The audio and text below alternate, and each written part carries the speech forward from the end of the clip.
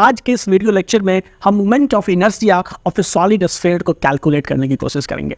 आपने hollow sphere का moment of inertia निकालना सीखा, जहां जब एलिमेंट आप कंसीडर करते हो उस हॉलो स्फीयर के अंदर तो वो एक रिंग के शेप का होता है, लेकिन यहाँ जब आपके पास एक सॉलिड स्फीयर है और उसमें अगर एक एलिमेंट कंसीडर करोगे तो वो क्या निकलेगा, वो डिस्क के शेप का निकलेगा, क्योंकि यहाँ पे जो पदार्थ है, जो मतलब ऑब्जेक्ट, जो मास है, वो वॉल्यूम में डिस्ट्रीब्यूटेड है। ठीक है, तो जैसा मैं यहाँ दिखा रहा हूँ, मेरे पास एक स्फीयर है, इस स्फीयर है, क्या है ये सॉलिड स्फीयर है। ठीक है, समझ लो इसको, ये क्या है, ये सॉलिड स्फीयर है। इस स्फीयर का रेडियस क्या है, इसका रेडियस r यहाँ मेंशन है और इसका मास जो है वो कैपिटल M यहाँ मेंशन है। ठीक है, तो इस स्फीयर का ये बात रहा। अब इस स्फीयर में इसके सेंटर से, ये जो सेंटर है, इस सेंटर से x डिस्टेंस की दूरी पे मैं एक एलिमेंटल स्ट्रिप कंसीडर करता हूँ। ठीक है, ये स्ट्रिप है, ये स्ट्रिप जो है वो मेरे सेंटर से कितनी दूरी पे है भाई, तो ये जो है वो मेरे सेंटर से x डिस्टेंस की दूरी पे, this is the distance x। और इस स्ट्रिप का विड्थ कितना है, इसका विड्थ जो है ये हो गया इसका width, and this width is dx। ठीक है, dx विड्थ का मैंने एक स्ट्रिप कंसीडर किया, and of course that strip will be a disc. उसको आप लोग रिंग मत समझिएगा, क्योंकि रिंग तब होगा जब वो हॉलो स्फीयर का एलिमेंटल स्ट्रिप होगा, तो it will be a disc. और आप देख रहे हैं कि एक डिस्क है, तो कहीं ना कहीं अगर ये स्फीयर आप रोटेट हो रहा है इस एक्सिस के अबाउट ऐसे, तो एक्चुअली में बहुत सारे डिस्क जो क्या है, एक उस एक्सिस के अबाउट उसका सेंटर जो है सो कॉन्सेंट्रिक है, लेकिन डिफरेंट रेडियस का जो डिस्क है वो बहुत सारे डिस्क जो है सो उस एक्सिस के अबाउट रोटेट कर रहा है। तो स्फीयर, सॉलिड स्फीयर के रोटेट करने का मतलब है कि बहुत सारे डिस्क से बना हुआ वो सॉलिड स्फीयर है, और वो सारे डिस्क जो हैं वो सेंटर जो है के अबाउट रोटेट कर रहा है। ठीक है, तो ये जो डिस्क है, इस डिस्क का रेडियस क्या होगा, अगर आप इस कॉन्फ़िगरेशन में देखें तो आपको पता है कि ये जो आपका डिस्टेंस है, ये this is the radius of the disc r, this is the radius of the disc, and this is x। तो from the right angle triangle, ठीक है, from right angle triangle you can say कि ये जो length होगा, यही length होगा radius. ठीक है, यही लेंथ होगा रेडियस ऑफ द डिस्क। तो इसकी वैल्यू कितनी आएगी, इसकी वैल्यू आ जाएगी r square minus x square. ठीक है, इसकी वैल्यू क्या आ जाएगी, मतलब root under r square minus x square जो होगा वो इसकी वैल्यू होगी, this will be the radius of this disc. इसको मैं फिलहाल अभी radius of this elemental strip को मैं r एज्यूम करता हूँ, तो मैं कहीं ना कहीं यहाँ आपको रिप्रेजेंट कर सकता हूँ कि ये रहा एक्सिस ऑफ रोटेशन। ठीक है, और इस एक्सिस ऑफ रोटेशन से जो आपका डिस्क का जो रेडियस है, ये this radius is r, and the thickness of the disc जो है, जो डिस्क का थिकनेस है, वो थिकनेस क्या है, वो थिकनेस जो यहाँ थिकनेस है वो क्या है, dx। इसका डिस्क का थिकनेस क्या है, dx है। ठीक है, तो सबसे पहले बात बताइए कि ये जो डिस्क है, इस डिस्क का मास क्या होगा। तो देखो यहाँ पूरे का पूरे मतलब स्फीयर में मास डिस्ट्रीब्यूटेड है, तो हम क्या करते हैं कि जो टोटल मास है, मतलब मास ऑफ दिस डिस्क, हम ये मेजूम करते हैं दैट इट इज dm। ठीक है, dm is the mass of this disc, and dm is equal to क्या चीज़, तो mass per unit area of this sphere. तो इसका पर यूनिट वॉल्यूम होगा यहाँ पे। अगर ये आपका हॉलो स्फीयर होता तो मास वहाँ वॉल्यूम एरिया में डिस्ट्रीब्यूटेड होता है, यहाँ मास वॉल्यूम में डिस्ट्रीब्यूटेड है, इसलिए मास पर यूनिट वॉल्यूम। तो मास है इसका स्फीयर का m, और वॉल्यूम हो गया 4/3 पाई, और रेडियस है इसका कैपिटल R, तो r3। ये हो गया क्या, ये जो एक्सप्रेशन है ये क्या है, ये है mass per unit volume of the sphere. इसको आप कह सकते हो this is the mass per unit volume. मैं इसको actually I should change the colour, this is the mass per unit volume. क्या है ये, mass per unit volume, per unit volume. ठीक है, वॉल्यूम है किसका, तो स्फीयर का। अब देखो यहाँ से पर यूनिट वॉल्यूम तो निकाल लिया, अब इसको मल्टीप्लाई कर देंगे इस एलिमेंटल डिस्क के वॉल्यूम से। तो इस एलिमेंटल डिस्क का वॉल्यूम क्या होगा, तो इसका पहले एरिया इंटू इसका थिकनेस। तो एरिया क्या हो गया, इसका एरिया हो गया आपको पाई इंटू स्मॉल r, जिसकी वैल्यू है r square minus x square. तो पाई r स्क्वायर जब करोगे तो ये हो जाएगा कैपिटल में r square minus x square, ये हो गया एरिया इंटू थिकनेस हो गया यहाँ पे dx। So this will be the mass of this elemental disc. ये जो डिस्क आपने निकाला, ठीक है, ये जो डिस्क है, इस डिस्क का मास हो गया ये। ठीक है, थोड़ा सा इसको जनरल सॉल्व कर लेते हैं। तो ये हो गया आपको 3m, और बाई 4 पाई काट लेते हैं हम लोग, 4r3, 3m/4r3, और यहाँ से हो गया r square minus x square, यहाँ से dx। तो ये मास हो गया। अब एक चीज़ बताओ, ये जो एलिमेंटल डिस्क है ये क्या होगा, अगर ये स्फीयर रोटेट करेगा तो ये एलिमेंटल डिस्क भी रोटेट करेगा इस एक्सिस के अबाउट। तो इस एलिमेंटल डिस्क का तो मोमेंट ऑफ इनर्शिया हमने निकाला है कि किसी भी डिस्क का, कोई भी अगर r रेडियस का डिस्क है, कोई भी डिस्क है जो जिसका रेडियस क्या है तो जिसका रेडियस है आपको आर रेडियस का डिस्क है, और अगर उसका मास मान लो m है, तो इस एक्सिस के about passing through its centre इसका मोमेंट ऑफ इनर्शिया क्या होता है, I is equal to 1/2 mr²। ये तो वैल्यू हम लोगों ने कैलकुलेट किया है अपने पिछले लेक्चर में। ये क्या है, it is the moment of inertia of a disc, moment of inertia of disc है, ठीक है। तो अब यहाँ जो ये एलिमेंटरी डिस्क आप देख रहे हैं, इसका मास तो dm है, ठीक है, इसका यहाँ m की जगह यहाँ dm आ जाएगा। तो इस एलिमेंटल स्ट्रिप का अगर मोमेंट ऑफ इनर्शिया निकालोगे तो क्या लिखोगे, di is the moment of inertia of this elemental strip, moment of inertia of elemental disc. और ये क्या आ गया, तो 1/2 और m के बदले हम लिखेंगे dm, और इंटू रेडियस कितना है इसका भाई, तो इसका रेडियस यहाँ पे r है, तो यहाँ पे r² रेडियस हो गया, और r की वैल्यू मैंने यहाँ पे आपको रिप्रेजेंट कर रखी है। तो जब तुम इसका dm की वैल्यू सब्स्टिट्यूट करोगे, चलो यहाँ हम लोग सब्स्टिट्यूट करते हैं 1/2 dm इंटू r²। तो dm की वैल्यू है हमारे पास आ गया moment of inertia di is equal to 1/2 dm into r², और r² की वैल्यू हमारे पास है यहाँ से क्या चीज़, तो r² माइनस x², और dm की वैल्यू हम लोगों ने कैलकुलेट कर रखी है, कितनी है भाई, 3m/4r³, 3m/4r³, और कितना है, तो r² minus x² dx, r² minus x², यहाँ से ये dx है dm की वैल्यू। तो ये वैल्यू मैं यहाँ सब्स्टिट्यूट करूँगा, तो ये कितना आ जाएगा, 1/2 dm हो जाएगा 3m/4r³, ठीक है, और r², capital r² minus x², यहाँ से dx, और ये r की वैल्यू जो है यहाँ से सब्स्टिट्यूट हो जाएगी, तो ये हो जाएगा r² माइनस x², ठीक है। तो अल्टीमेटली ये वैल्यू कितनी आ गई, 3/8 r³, ठीक है, और ये हो गया r² minus x² to the power whole square यहाँ पे dx, ठीक है। तो ये आ गया moment of inertia di of the disc, जो एलिमेंटल स्ट्रिप आपने कंसीडर किया।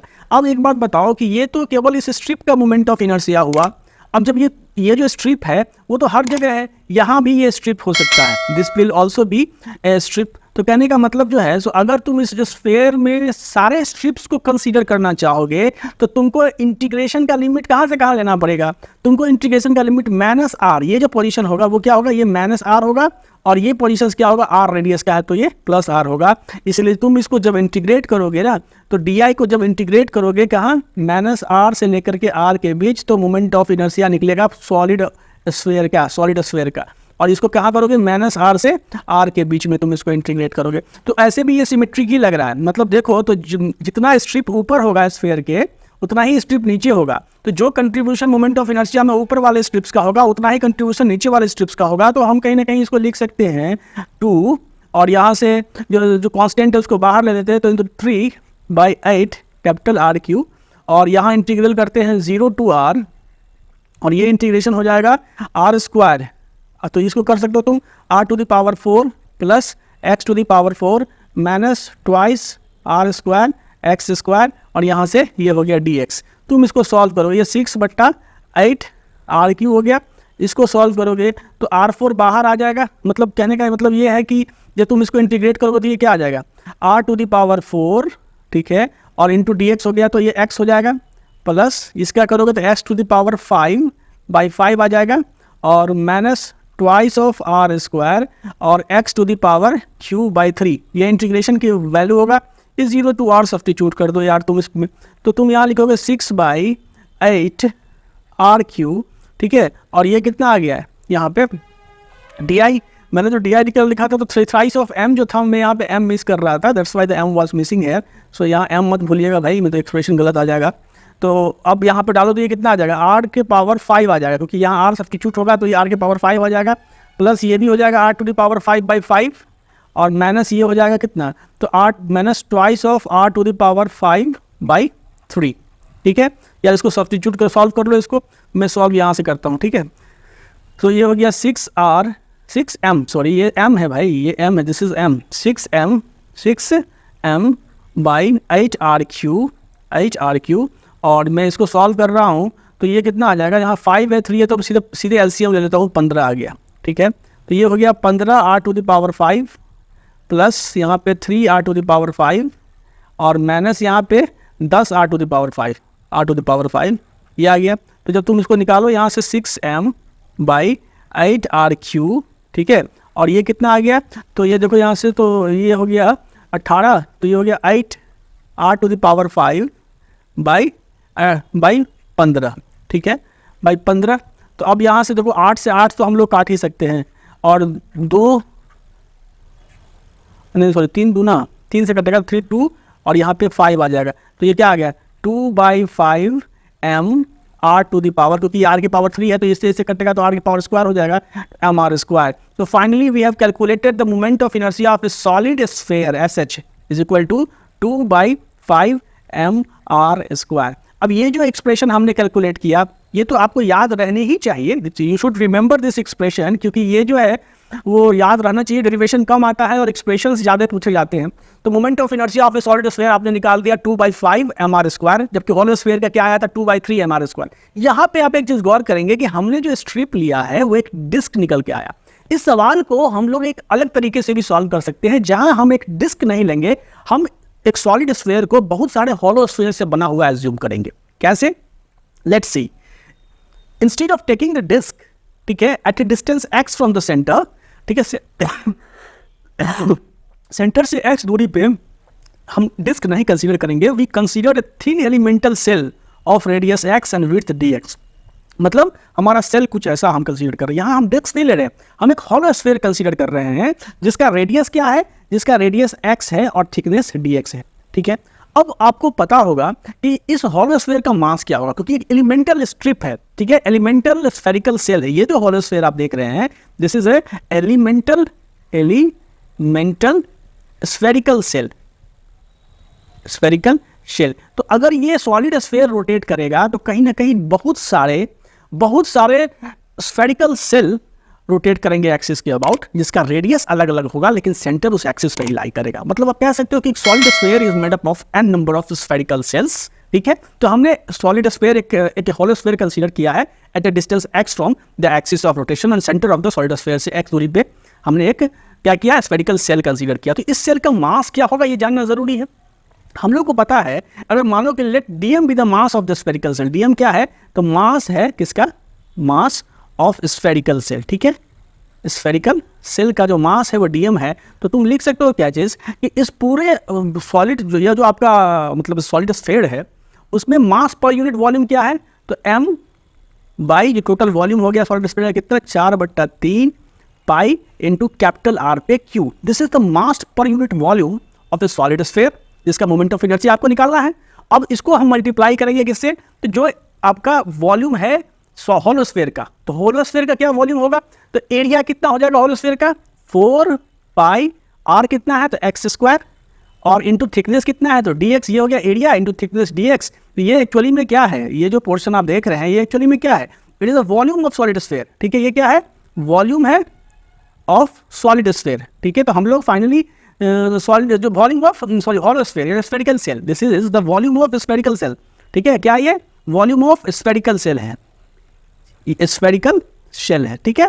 और ये क्या है, तो mass per unit volume of the solid sphere, ये क्या है, मास पर यूनिट वॉल्यूम है, mass per unit volume of solid sphere, ठीक है, सॉलिड स्फीयर। तो बड़ा बड़ा एक्सप्रेशन देख के बच्चे इसको आगे करते नहीं है, बट ये काफ़ी सिंपल है, आपको दिख रहा होगा।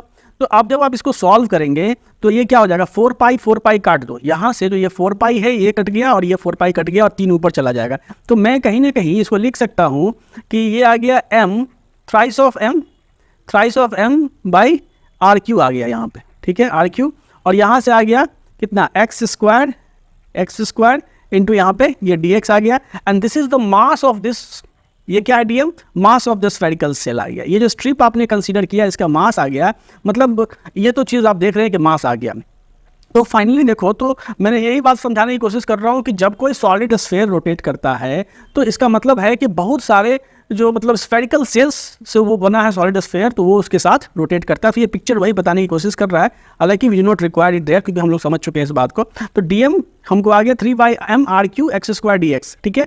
मतलब हमने जो स्फीयर जो हम लोगों ने स्फेरिकल सेल कंसीडर किया उसका मास हमें आ गया dm is equal to what, dm is equal to dm is equal to thrice of m by r³ x² dx, thrice of m by r³ x square d x, ये आ गया mass of the spherical shell. अब आपको मैंने बताया है अपने पिछले लेक्चर्स में कि अगर स्फेरिकल सेल है, आपके पास कोई स्फेरिकल सेल है, जैसे सपोज करो कि ये एक स्फेरिकल सेल है, ठीक है, और ये स्फेरिकल सेल अगर इस एक्सिस के अबाउट, ये जो सेंटर से पास करता हुआ जो इसका एक्सिस है, इस एक्सिस के अबाउट अगर ये रोटेट करता है, इस स्फेरिकल सेल का मान लो मास m है और अगर इसका रेडियस मान लो r है, ठीक है, तो इसका मोमेंट ऑफ इनर्शिया कितना होता है, I is equal to 2/3 mass of the spherical cell into radius space square. This is the moment of inertia of the spherical cell. I hope you remember my previous video.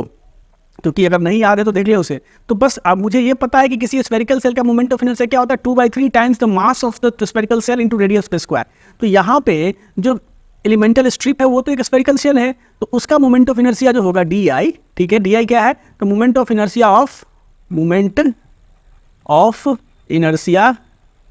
Inertia of spherical shell, ठीक है, spherical shell क्या आ गया, तो ये आ गया आपको 2/3 dm, ठीक है, इंटू रेडियस स्पेस स्क्वायर। तो इसका रेडियस क्या है, इसका रेडियस x है, तो x स्पेस स्क्वायर आ गया, क्लियर है।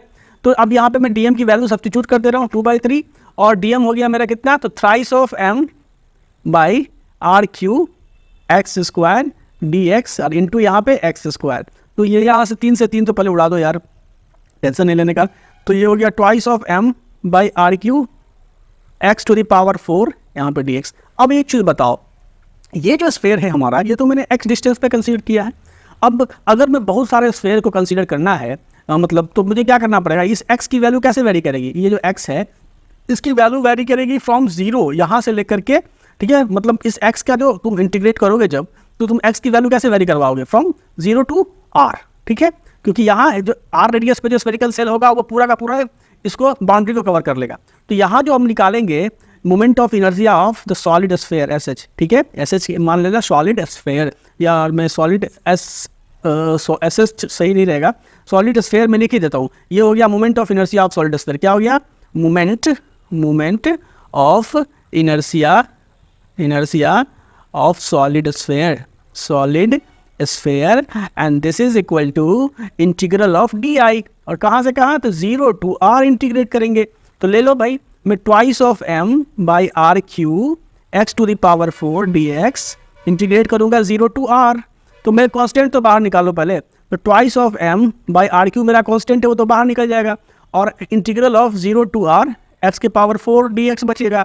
इसको जब करोगे तो ये क्या आ जाएगा, twice of m by r cube, और ये क्या इंटीग्रेशन है, 0 टू r है, तो ये हो जाएगा x के पावर 5/5, और ये हो जाएगा 0 टू r, क्या हो जाएगा, लिमिट 0 टू r। तो कितना वैल्यू आ जाएगा, वैल्यू कितनी आएगी भाई, तो यहाँ i की वैल्यू लिखो, और ये हो गया twice of m by r cube, और ये हो गया r to the power 5 by यहाँ पे 5, क्योंकि 0 का तो कोई 0 ही हो जाएगा। तो यहाँ से इसको काट दो, ये यहाँ से कट गया, ये हो गया r स्क्वायर। तो वैल्यू कितनी आ गई, वैल्यू आ गई I is equal to twice 2/5 mr square. तो कहने का मतलब आप दो तरीकों से किसी भी सॉलिड स्फेयर का मोमेंट ऑफ इनर्शिया निकाल सकते हैं, और वैल्यू दोनों केस में सेम ही आ रही है, जैसा कि आप देख रहे हैं। जब आपने एक एलिमेंट्री डिस्क की तरह एक सॉलिड स्फेयर को एज्यूम किया कि वो it is made up of the elementary disc, तो भी 2/5 mr स्क्वायर, और अगर आपने एक solid spherical hollow spherical shell या फिर स्फेरिकल सेल भी कह सकते हो, तो उस केस में भी 2/5 mr स्क्वायर आया।